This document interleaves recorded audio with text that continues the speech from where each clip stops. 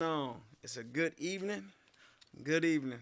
How everybody feeling out there? I hope y'all feeling good, doing good. Ooh-wee. It's about to get ready to go down tonight. We got some good things to talk about. Rello Be here. Where you at? Let them hear your voice. George Grundy the second, Oh yeah, there we go. out of the Mud Media. Yes sir, yes sir. What we got going on tonight? We got a few things that we're gonna be talking about, y'all. A few things that we're gonna be talking about. For sure. And I ain't even about to hold y'all up. So one of the things we about to get into, obviously out here with Rello Be. Mo B, happy birthday. Usually this be Mo B at this point, but you know, Happy Mo- birthday, happy birthday. you already know he's somewhere doing this right here. He out there doing that right there. Hey, he said he chilling today. He said he Oh chilling. yeah, man. But we appreciate you, Mo B, man. Always doing your thing, man. It's great, it's great. So the first thing I want to get into is the Unity March that we're gonna be having. It's gonna be Saturday, June 22nd.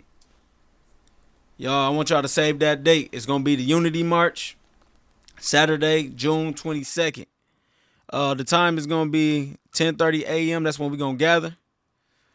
11:30 a.m. That's gonna be the actual Unity March. 1:30 p.m. That's gonna be the Community Expo. We're gonna start at Ballinger Park, Flint, Michigan. Ballinger Park, Flint, Michigan, y'all. So pretty much what we talking about is the Unity March against violence in the community. Now y'all know, if y'all from Flint, y'all know how Flint can be sometimes. Flint is not all bad, but also Flint isn't all good. So you know, I don't ever want to say that it's always a negative or a positive things. It's a little bit in bad and good and everything. But we got some work to do, especially for our youth. That's the whole purpose of this. While we doing the Unity March, y'all see me there, and there's gonna be people from my program. I work with 18 to 24-year-olds. I work with Peckham, a case manager. So you know, this is things that I do. I love to work with 18 to 24-year-olds, and these are people that's essentially been in some type of drama in their life, going to court, in and out of jail, different things like that. So I love what I do, and this is a perfect opportunity for us to be able to give back. And if y'all know anybody that's 18 to 24-year-old that's been through some type of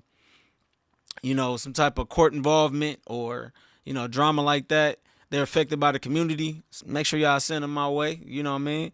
Y'all can hit me up on this platform, Rello Be.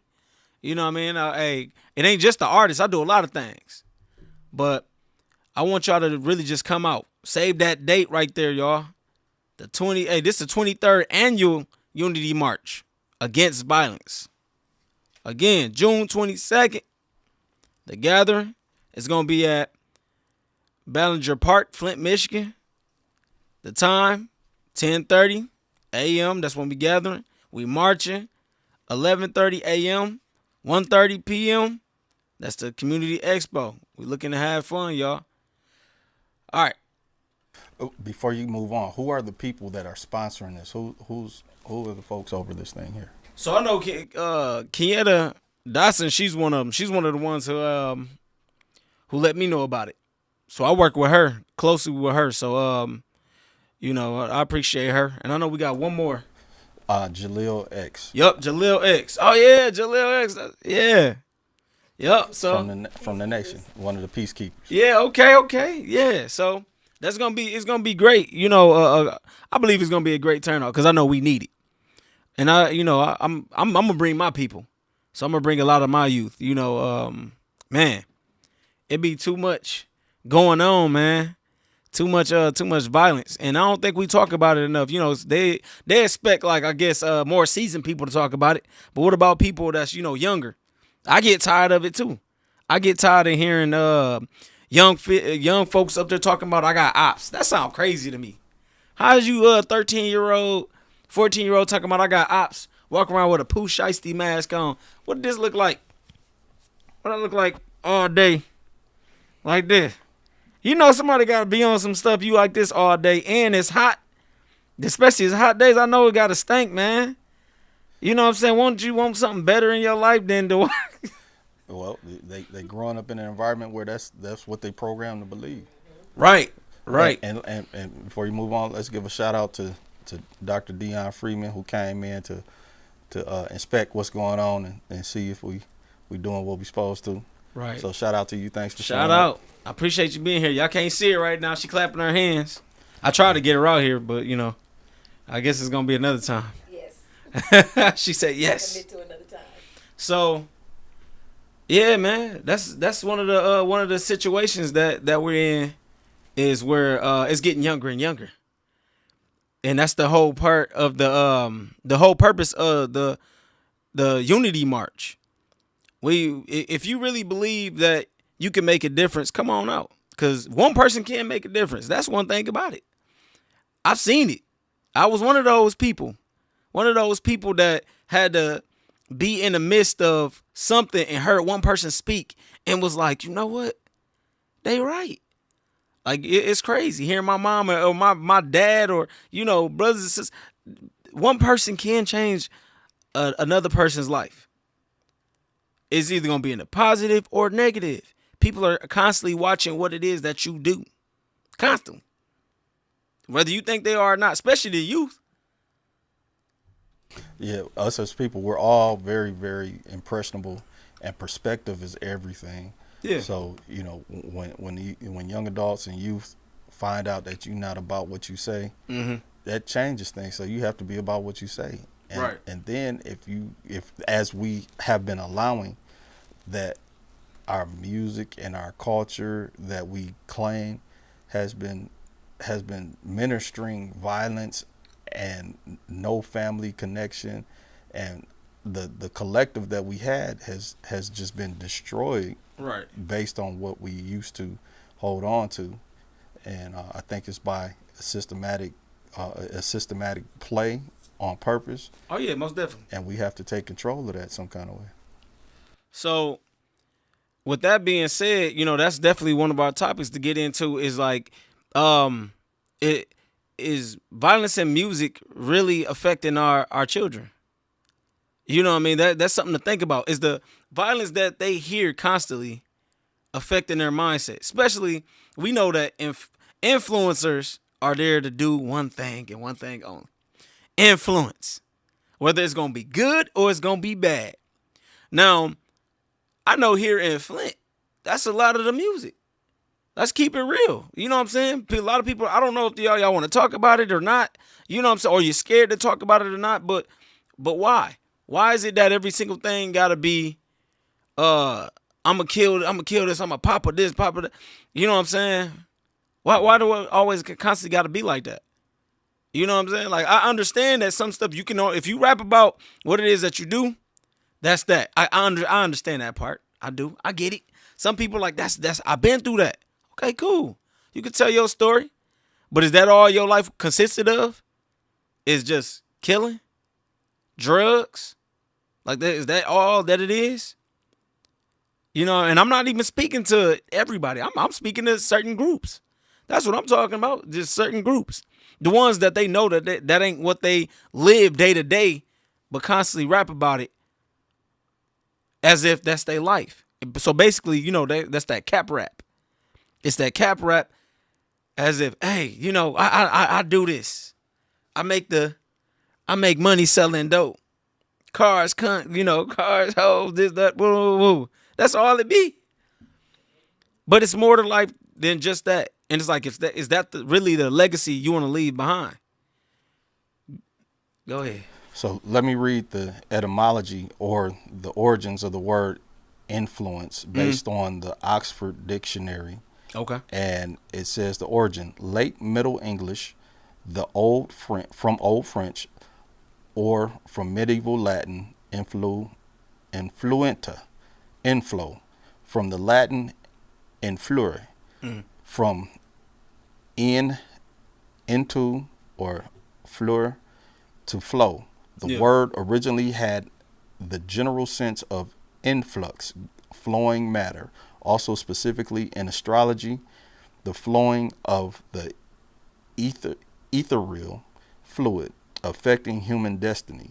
The sense imperceptible or indirect action exerted to cause changes was established by scholastic Latin by the 13th century, but not recorded in English until the late 16th century. Mm. So the biggest thing that I caught was affecting human destiny. Yeah. An influencer is someone that affects human destiny. Wow. Something that affects human destiny. So that means that you can be going down a certain path. You're supposed to head forward, right? Forward in time, forward in life. But then you constantly listen to negative things. That's just like a young man that's supposed to be great. But then keep getting told you stupid. You'll never be nothing. You're never going to amount up to nothing.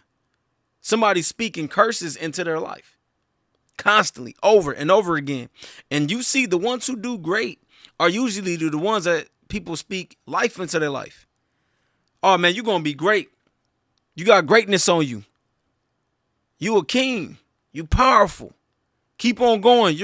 Keep going. But those that is constantly having curses placed on their life, they usually revert to those negative things. Maybe I am what you call me.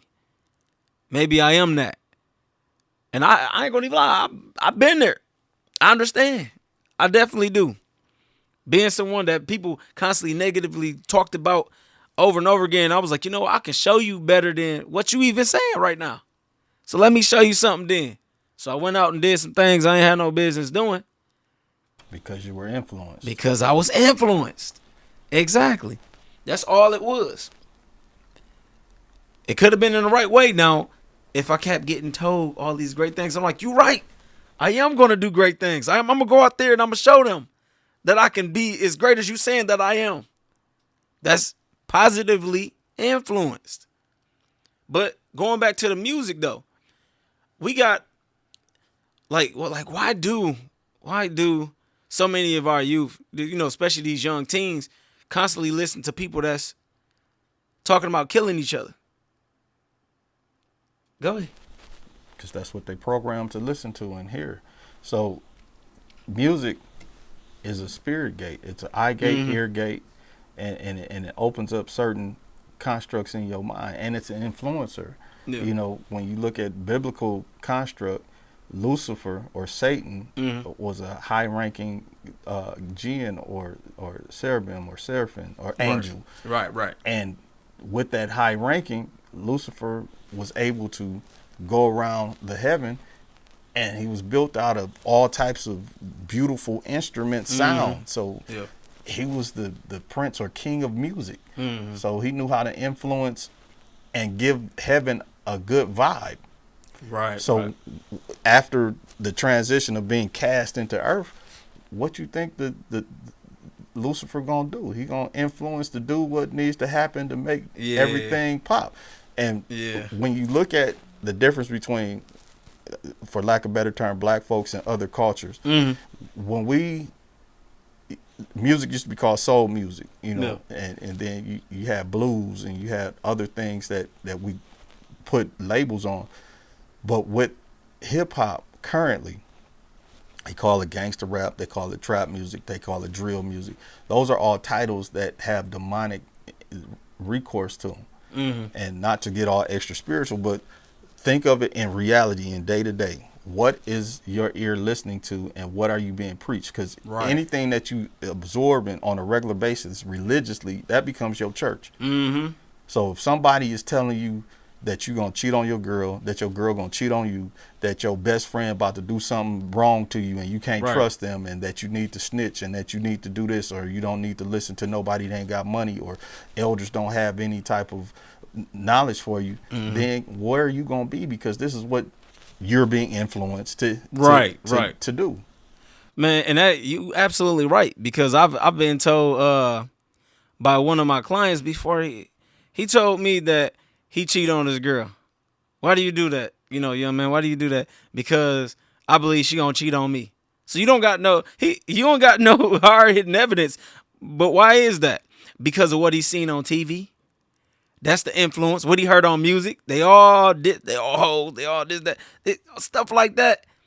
And if you believe that this is every woman that you talk to is what these rappers telling you, you'll never be. You're going to be influenced to do what they saying. Constantly. because you're gonna chase after what they got because you think because they got a little money they got something. But look at what's going on now. Right. Would you want to live in a world to where you become the images that we seeing in these rap beefs right now, man. or with these allegations that these moguls are having right now? Right. Why would you want to be associated with messing with little kids or Right. messing with other people like you in a violating way? Yup. Not by choice, but by somebody setting you up to say either you're gonna sign this contract or you're gonna give up everything, all your manhood or your womanhood to get it, or you ain't nothing but a piece of meat to me, or we comfortably wealthy and we got all the money we want, we can go anywhere in the world, but we still gonna act petty. That's crazy right there. That last part, have all the money in the world and still act petty. If you live it comfortably and that should be the last thing on your mind is some type of drama. Why? Influence. What you listen to. Matter of fact, it ain't even just the music though. It's about what you watch as well. Cause it can be the shows, it can be the movies. You know what I'm saying? All that stuff does influence, and if you start placing yourself into that, it becomes emotional though too. And I feel like we around a lot of emotional people. And them emotions is really what's getting people hurt and killed. Man, listen, I've heard this before from somebody who's no longer with us, right? This person said before they went and did what they would do, they would listen to certain music because it would influence them to go do what it is that they wanted to do. They said that it make them feel a type of way, whether it was good or bad. But what I'm talking about is bad because that person is no longer here. So I'm gonna say this is from Cyber News, and this is talking about video games because that's visual, audible, and also what you hears. So government use of video games for a variety of reasons, the most common of which is to exert control over their populations. Okay. So exerting control over population is based on influence, right? Comes in that same gamification, or the use of video games to motivate people to do something, is an increasingly popular way for governments to push an agenda, says Gomez explains. Man. Yeah, that's totally right, because there was a study before that talked about does violent games have an effect on the children at that time? But that was back in what was that 2009, 2008 that they were doing studies about that. You know, they were saying that pretty much that's what was causing kids to go out there and go shoot up schools or whatnot. I mean, hey, you never know. It could be linked. You got to think about it. If you can't, kids playing, what is it, GTA? Any violent or any aggressive realities-ish type of game. People. You know, just the lowering the value of human life is something serious. So right. If you go out there and you feel like life is like the game you played and that you get to hit restart, or that people have no value to you because you change that based on what you see in the game. Right. It's almost your dopamine levels are so high off of those games, or off of adult videos, or off of anything that you do to get a feeling. Right.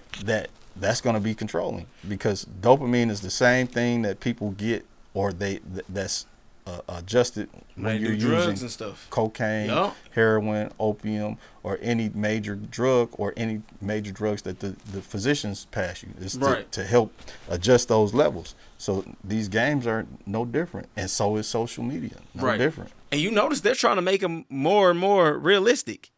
Like the violence is getting more and more. Why do you think they got the ocular, stuff or whatnot? They're getting to the point where you put this on, you'll be able to feel this. You put this on, you'll be able to feel that or whatnot. So at what point do it end? To the point where you're going to say, skip it. Let me go out here. I can't feel it no more through the video game. Let me go out there and actually go do it. Go ahead. I look like you want to say something. I believe that the agenda, one of the major agendas, is going to end when people only look to the things externally to supply them all of their knowledge needs and feelings of of greatness. So when you look, the literacy level in our country in the urban community is at an all-time high. The illiteracy level. Yeah. So young adults, kids are not being taught how to read. They're not being taught how to use the King's English like we were taught. They don't know how to do cursive writing. Right. The math that they're learning keeps changing. The curriculum is not to make them stronger for a workforce or for life. You know, the realest thing that they have are the feelings that they have and the reality they live in. And a lot of that is in the games they play and in the reactions to how they deal with life. Because Yep, you're right. you got teased as a kid, I got teased as a kid. How do we respond to that? Exactly. It's either you learn how to tease back or pan or talk, joke with other people, or you get physical, depending on what it is, or you get extremely violent. So Right. what are they being taught? What is being exchanged for what used to happen to what's happening now? So it's more that emotional part of it. You know, a lot of it. I don't think it's just emotional. It's spiritual though too, because it is what you feed yourself. You know, of course, or whatnot. And I do believe that there are spirits in these in the music. It's spirits in these games. You know, especially the demonic kind though. You know what I mean? It's right there in front of the kids. And it's telling them to go kill this and go kill that. And you get to play as this character walking around as with a scythe and stabbing, you know, either some of it be demons, but then it always translate and go back to human. You know what I mean? Like it always go back. No matter what it is, it's going to be some type of simulation of another human being. And we as people don't talk enough about it. You know what I mean? I don't know if it's because people don't care or is it because people are afraid to? And that's another topic that we're going into is, you know, are the more seasoned people afraid to talk to the younger generation? What do you think? It's a disconnect. It's a generational disconnect. So the system that we live in did a great job of disconnecting us from each other. The 90s and the 80s were a crack epidemic. Yeah. So all the big mamas and that were around and the uncles and aunts that were strong, they became victims of the crack epidemic in our community, in the black community, the Negro community, color community, or whatever you want to call it, or the Indian or Native community. So when you tear that apart, and who's left having these children? The former street people, that were either taking it in or selling it, and then you had people that were just strictly religious, that were just trying to pray things away.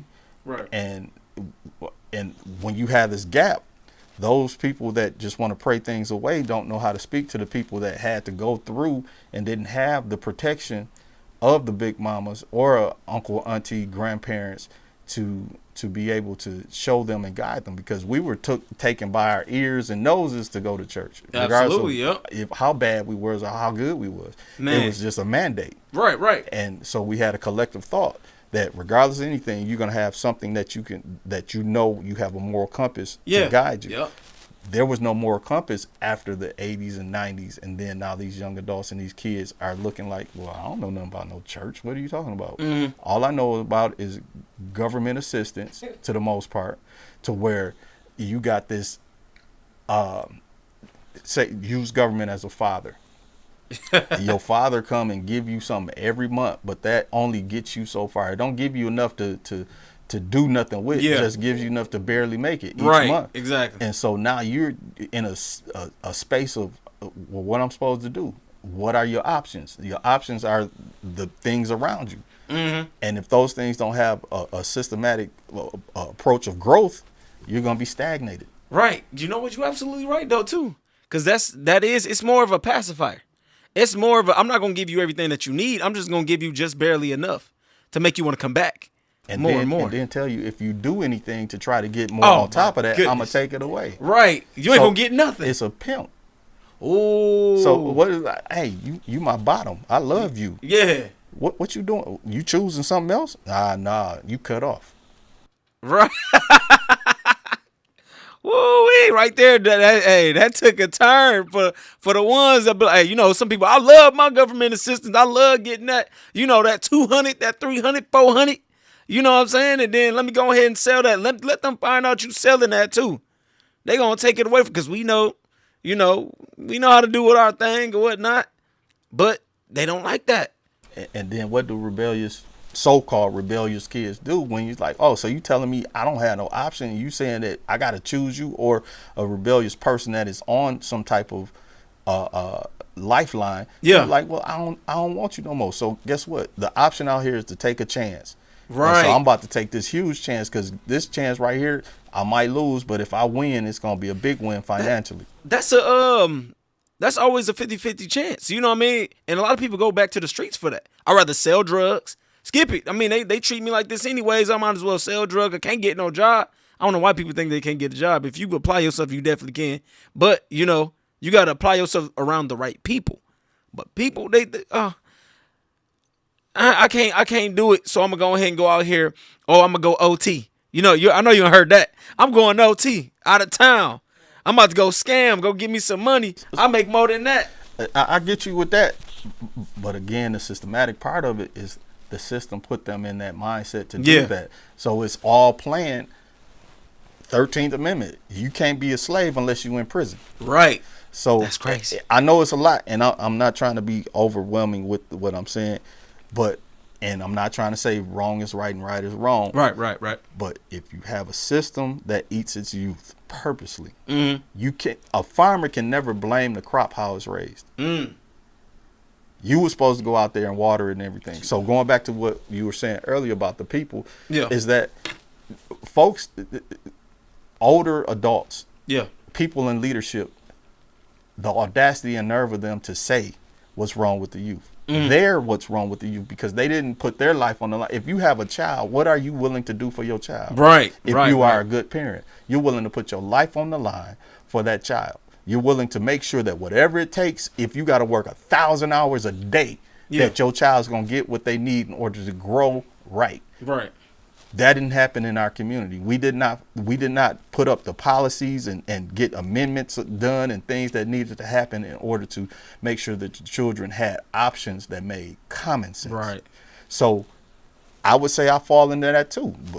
But now having a different knowledge, I don't have any children that I know of, but I'm willing to put myself on the line for those that I know are worth it. And even those that need a little help to be worth it. Right. Because everybody has a value and everybody's worth it. But the thing is, I have to make sure that I put myself in a position to where policies can be changed, that the right politicians get into office or that the right people run for office. Right. To at least have a voice to tell us that there are options. And those things will trickle down to the micro to where people understand, well, we don't have to just deal with one side or the other, because I'm like this. When it comes to the lesser of two evils, I don't believe in that. Yeah. If I got a choice that this is gonna end in death and this is gonna end in pain, I guess I'm gonna have to die because I'm not going to choose that, and then this person suffers over this one. But you see, a lot of people are more selfish now. They just look at it. They only care about them lives, and I'm not gonna just say that it's all. It's just, it seems like it's a majority thing because who's saying what to the youth? Who's going back and saying, hey, you know, you're better than this. The situation that you're in right now is not the end of your life. Where you started isn't your end. Who's like really talking besides the preachers? You know, you can preach all day, you know what I mean? But that's what they expect the preachers to do. But what about outside of Sunday? The ones that have been through it. And that's the part I feel like really could start connecting the youth with the more seasoned folks is if they start saying, hey, I've been there, and break it down. Don't just say that. Nobody wants that vague and broad, you know, tell me what you did. Have you been where I've been at? Have you ever had to pick that gun up? Have you ever had to shoot? Have you ever had to rob? Have you ever did drugs? Have you ever, whatever it is, break that down and tell me, how did you make it out of there though? How did you make it out of that situation? Oh yeah. So, e plumas numa, from one is many, or from many, from out of many, one out of many. I know I said that a little messed up, but that's the Latin of it, plural numerous. So, yes, the thing about it is that we keep recycling the same message. We keep recycling the same message because a lot of people get to step out of the mud. pun intended, out of the mud media, like, share, and subscribe. Right. And they change their life for the better and find a way to affect people in a positive or influence people in a positive way. But why does it have to keep on repeating out of a negative space to where then it becomes something great? We're one of the few people that continue to do that in on this planet. Our system, we don't control nothing that we have. We don't create anything that we ingest. And we continue to allow people to take our intellectual properties and they maximize their value off of it. Right. So that has to be broken. The church has been our biggest strong our biggest, the largest strength that we've had in the black community has been the church. So during the civil rights era, if it was not for the church, then civil rights would not have happened. Right. You know, the civil rights movement was able to bring the churches together along with the people from the streets that collectively brought people together under one banner, out of many one. Right. And we've allowed that to become a mirror that keeps on reflecting the same image, and we haven't changed the scene. So I'm getting way too in depth. This is this conversation too deep for what's going on. For some, it's not. For others, so in short, the church is a tool that is to be used to save lives. If you save a life, you save a soul. So in order to get more souls, you got to save more lives. Right. And those lives may not fit what you want them to fit, but as a farmer or someone that to gather souls, he that wins souls is wise. Right. So if you don't have nobody in your church, you're not being wise. See, now that's what I love. Now what you going into right there. It's not gonna always look like what you expect it to look like. You know, there could be somebody that's mugging. You know, there can be somebody that's that ain't got the proper clothes. They not wearing what you wearing. They ain't got no suit. They might sag. They might got dirty boots on. They might look like whatever people think people that do drugs or sell drugs look like. But who's to say that their life isn't worth it? Worth saving. You know, worth talking to. They're not worth talking to. Who's to say that these people don't have greatness in their life still? Your life is over when your life is actually over. When it's in, there's no more breath in your lungs.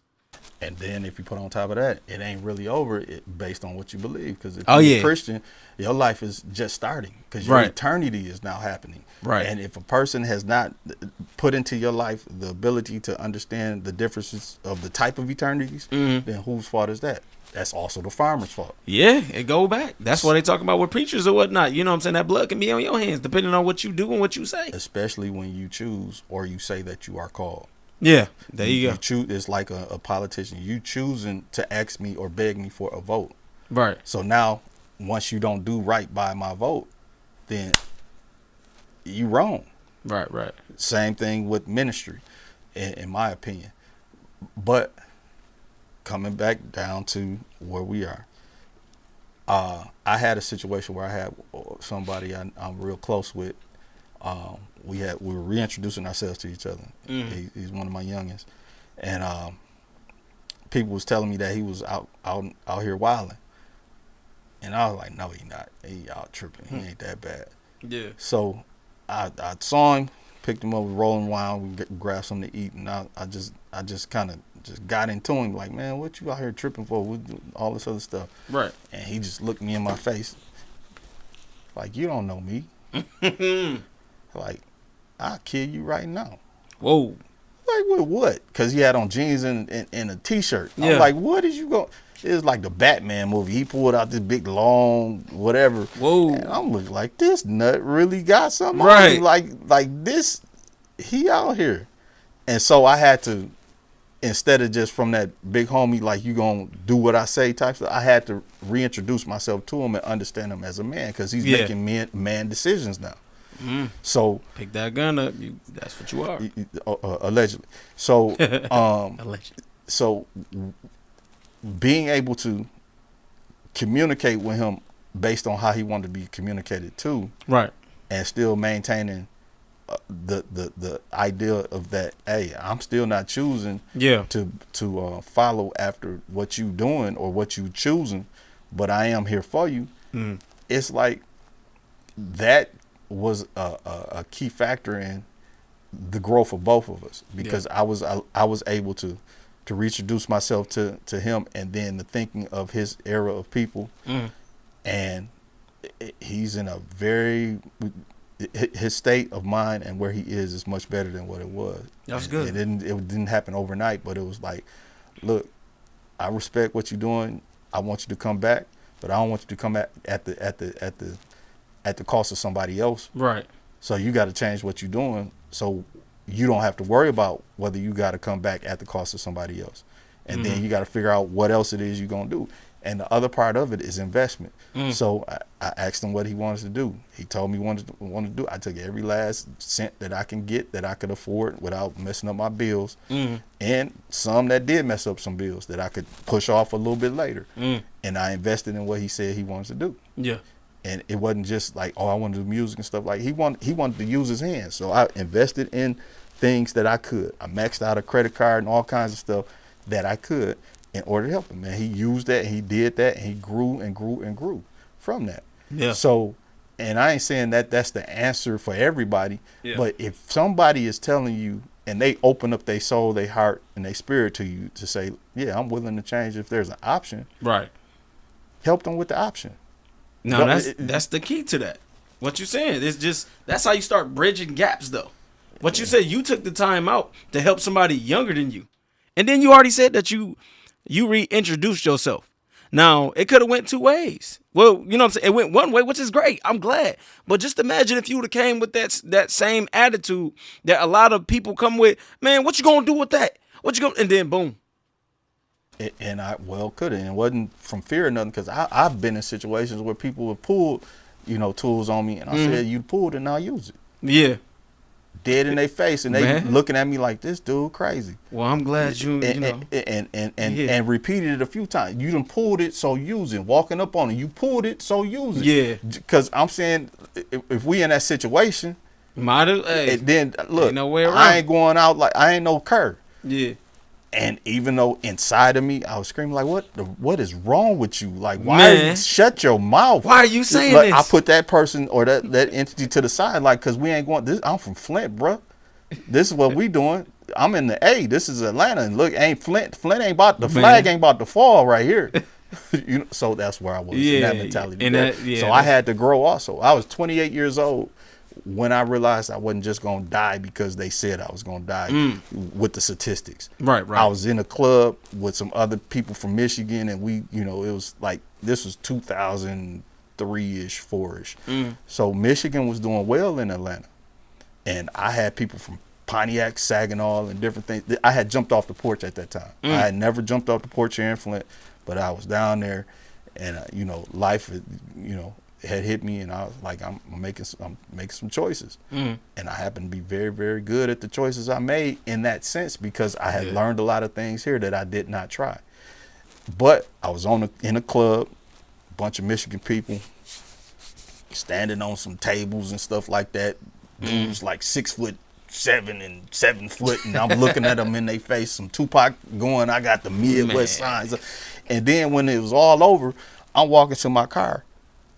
And I'm like, what's wrong with you? If you was in Flint, you'd be in a trunk right now, you idiot. So what is you really doing? Like, this ain't even your pedigree. Yeah. Look, you play the lane that you know.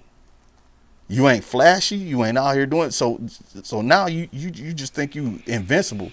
Man. And I didn't have nothing to fear. There was nothing, because I was in a position where I didn't have no fear. So quick question. What did you think was your influence around that time, though?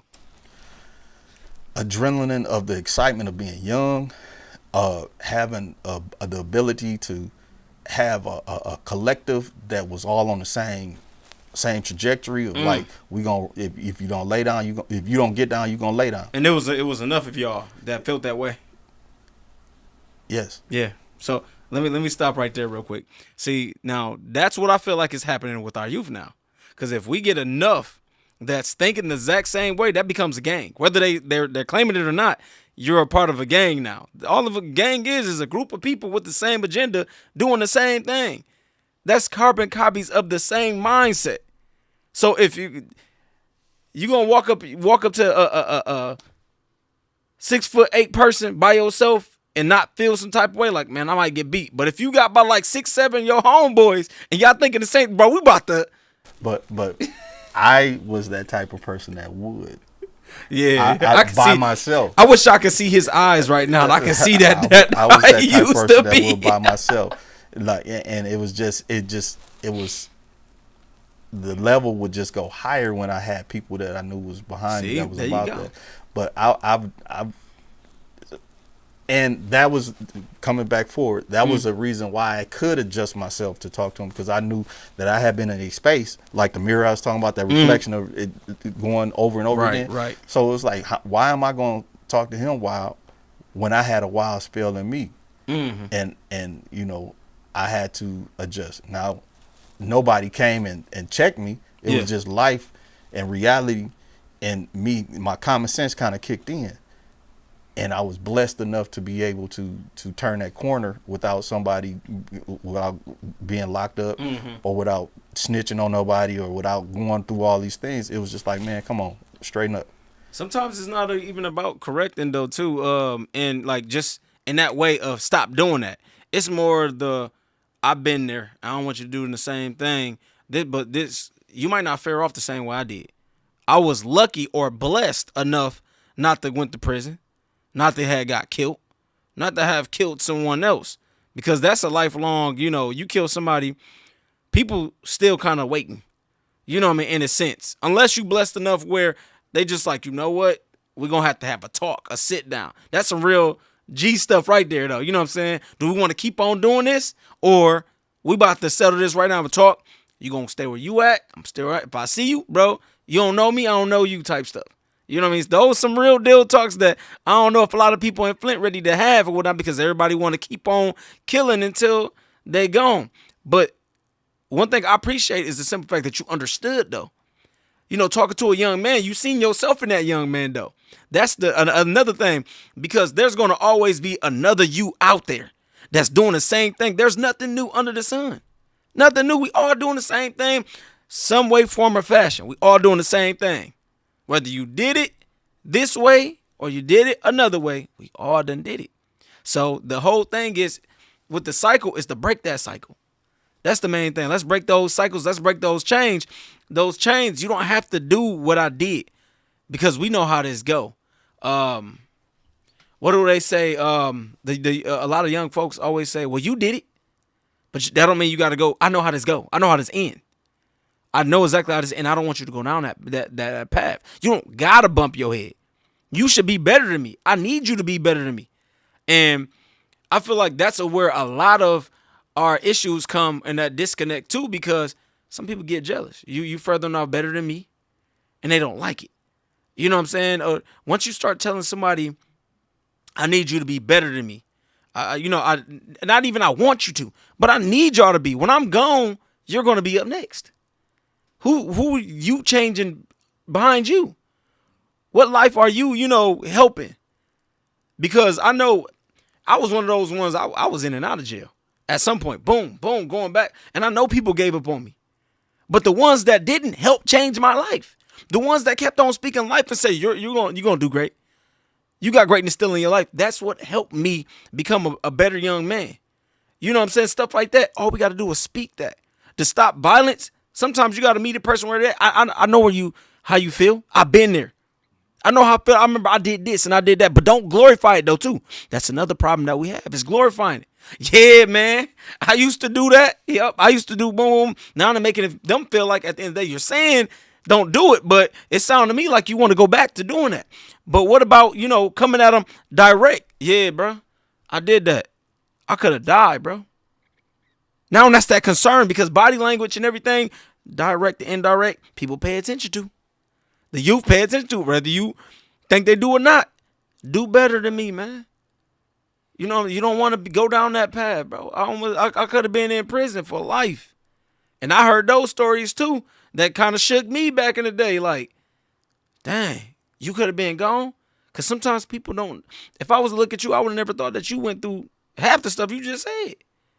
And I wouldn't have thought you was that crazy until I just looked in your eyes when you were saying what you were saying. But I can see it. I can see it. Go ahead. You unplug something? I unplug. There you go. So I've never been one to start something, but a couple things. My dad, before he was in the church, because all my life I've known him to be a minister. People from his past, know him as Junebug and Wild Man and like this, and he was the person they would come get in order to help defend them in a fight or something, or help to create a fight. So he was very respected in the streets for his ability to knock a person out, to be loyal in that whatever was going to happen. He don't even like talking about his past, things like that. And for me, he would always discipline me for just doing little stuff. So when I learned to hide from him when I was younger, my aggressive nature, because I couldn't get kicked out of school because I was going to get beat forever. And then he always tell me to watch out for people. So I'm saying, like, why should I fear this person? So that put something in me like, look, I'm not a scary person. I don't want to be scary. So it created a sort of aggressive nature towards people that thought that I was fooled. So some things that 90 plus percentage of the things that I did by my lonely. Yeah. And I ain't put it out there for everybody to know and see. Right. Because if you targeting me or targeting mine, I wasn't I'm coming because I wasn't built like that. I wasn't about to do all the bread and circus and the show. It's like I might just show up. I might not do nothing when I show up, or I might do. Yeah. But I just want you to understand that I'm looking at you completely different from what you're looking at me. You just think that I'm weak. You think that because my dad, because that was one of the other things too. Just because you have your parents in your life don't make you the bad person in an environment that doesn't have that as a consistent. So I was teased a lot and bullied a lot because I had something different from a lot of the people around me, which was a father in the home and a nuclear family and a Christian background. Yeah. So as a PT, oh man, or PK, yep, PK, you was going through it. It's one of those things that I could have. And my father owned a business, a collision shop. Okay. So back then, who were the people that were coming and bring their cars? Folks that was out in the street that had the cash in order to pay this, to do this and all that. So I befriended a lot of people that became mentors to me, that became like family to me, and things of that nature. And they kept me out of the streets. Yeah. But they taught me other things too, because I was in the houses and things like that at different times when I got old enough to kind of drive around. And if something would have happened, people would have got raided, I would have been in prison just as long as them if something would have happened, because I was there. Right. So when I did go to Atlanta, I had already had this college course, and now I'm going to get my doctorate degree because ain't nobody looking. And then ain't nobody let me work on them cars. I can't find a job. I ain't about to starve out here. I look pretty decent. Women from all over the globe trying to talk to me, so I got to put something with that. Man, that's a lot of influences around you, man. And God guided me to be able to get through that and out. Yeah. Because for like 2 years in Atlanta, I purposely did not talk to Americans. I purposely did not talk to people from the U.S. I was around Haitians. I was around people from South America, people from Nigeria, things like that. And I became, inner group with a lot of different people, but still I was like Batman or like Clark Kent. I go to work when I had a job and nobody would be the wiser. Man. So it was because in church, you're always the good person, or you're going to be a good boy. You follow at your father and stuff like that. But people don't understand all the rage and things that's going on in your head. Right. Because you're like, why can't I? Right. What's going on? So to make it not just a character thing. So for any youth that go through that, you have to be mature enough to find a lane that makes sense for whatever the energy you have. Right. And with that energy, who's this? Sherry Allen. You know, Sherry Allen said, "Who's speaking?" This George of Grundy II. So you have to find the lane within yourself, because sometimes you don't always have the guys. Because I don't know if you dealt with this with your dad, but I talked to my dad and I need some advice. He always sending me to heaven with the advice. Oh man, yeah. And I'm like, well, can the advice just be here on Earth?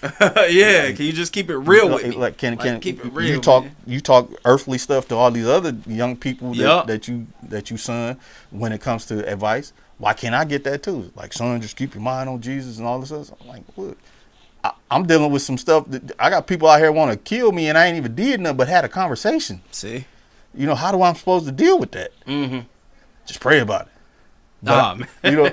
So those kind of things, you have to, first and foremost, you do have to be prayerful. Yeah, definitely. You have to be humble in spirit and not haughty to where you put yourself in a worse position. Because when you put yourself in a situation to where you matching energy, if you don't have the tools and ability to match the energy that the person threw at you, yeah, you're in a bad spot. Oh yeah. And then you become reactive. And reactive leads you to decisions and long-term issues that you wasn't built to handle. Right. And I do want to say this too. Definitely get around people who've been through it. And that's just honestly for a lot of, if somebody that's older than you, they've been through a lot of things, and those are wise people to me. They've been through a lot of things and made it out. And clearly they did something right because they're still here. Makes sense, right? So why not get around them? Now, I'm a young man, but you listen to the way I speak. Why do I speak the way I speak? Because I was around more seasoned folks or whatnot. And I'm grateful for that, because I've learned this. You are a smart person when you learn from your mistakes, but you're a wise person when you learn from yours and others. So once I started to actually listen and apply it, I'm talking about, I ain't gonna say like I just been doing it all my life. I really started applying it probably like 3 years ago. And one vital lesson that I took, and this is something that multiple people done told me that's older than me. Change your people. If you really want to change your people, your places, and your things. It sound cliche, but once I started to change those things, the people I hung around with, I transformed my whole circle once I got back home. And then the things I started to do, I wasn't doing no more. Then the places that I would usually go to get in trouble, I stayed away from those places. I was doing great. I'm still doing great.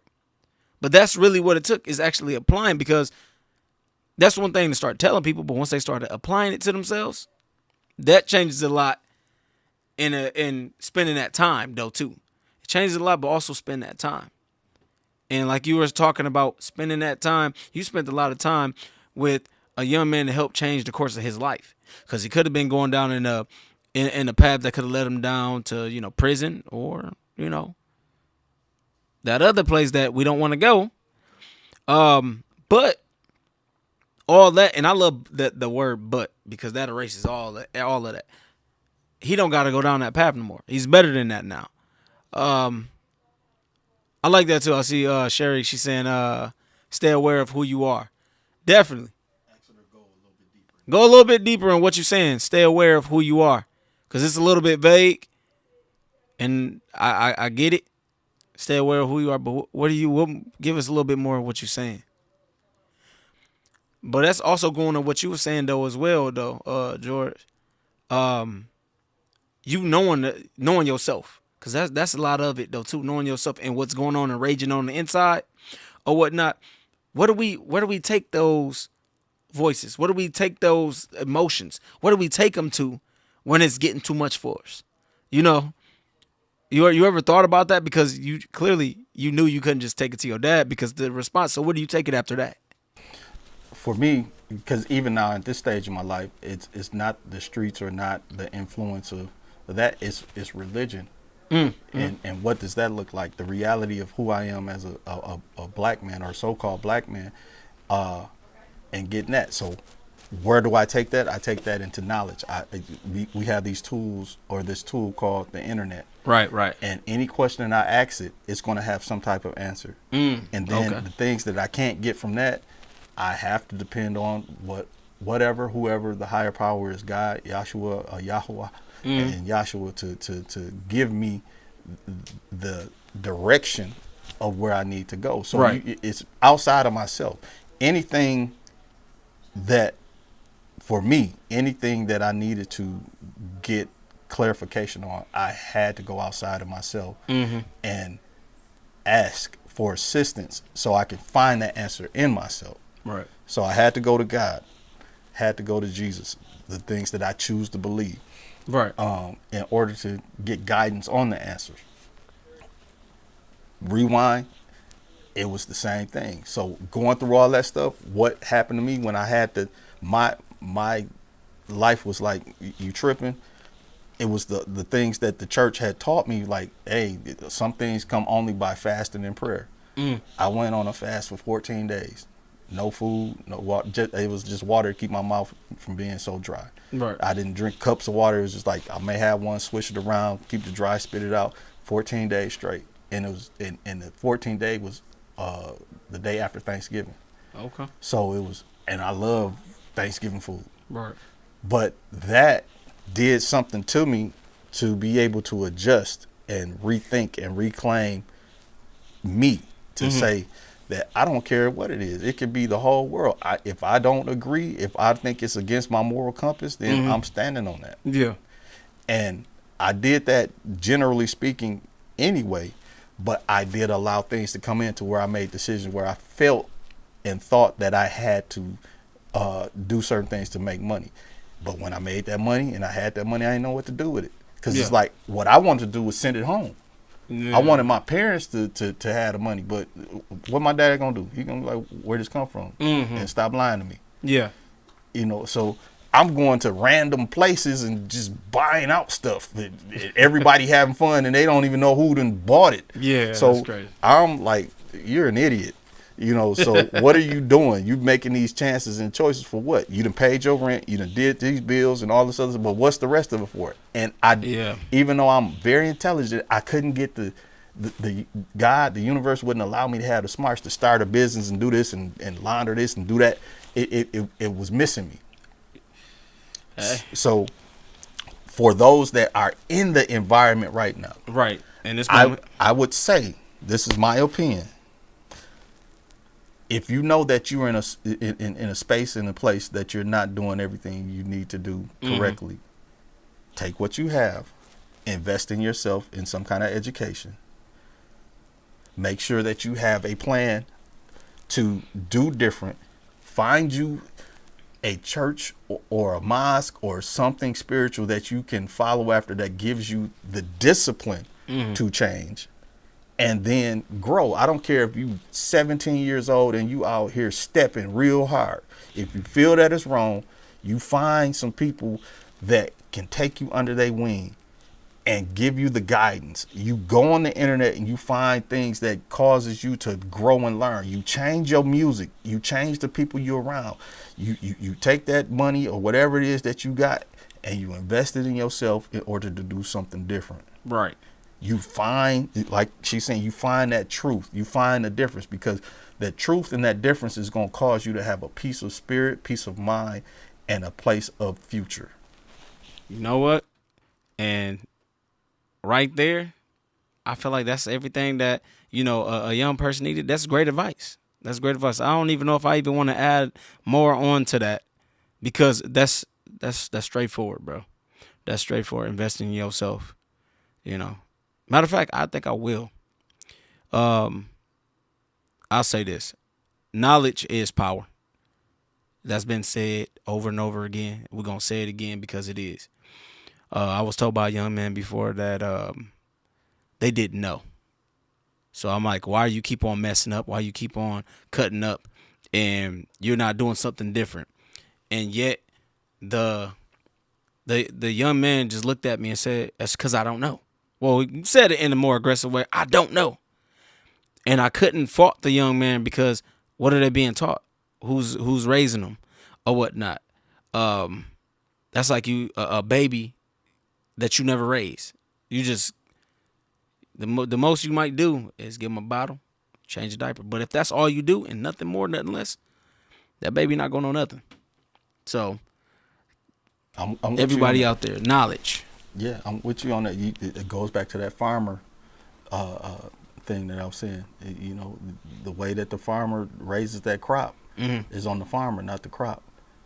And so I'm in agreement with you that we have to put information, knowledge, and opportunities in front of the people that we want to change their life. Right. Because if there's no opportunity, why am I changing?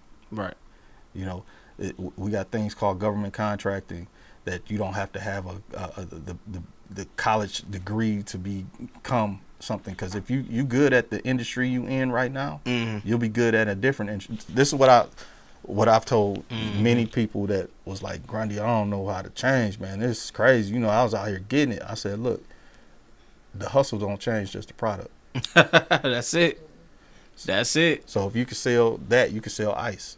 Right. If you can make people follow you in the war for that, you can make people follow you based on your character and who you are. Because think of this too. Like some folks out that was out in the streets, people didn't like them because of their character. Right. But they'll choose somebody that don't have the better product and all this other because they had character. They wasn't gonna treat them dirty. They wasn't gonna just have them looking crazy. Like I already know I'm a fiend. Why you gonna do me dirty? Right. But the person that treat them right, like, look, I ain't telling the police nothing on you. I'm gonna do you right, and look, because you giving people humanity and dignity, and that's in any facet of life.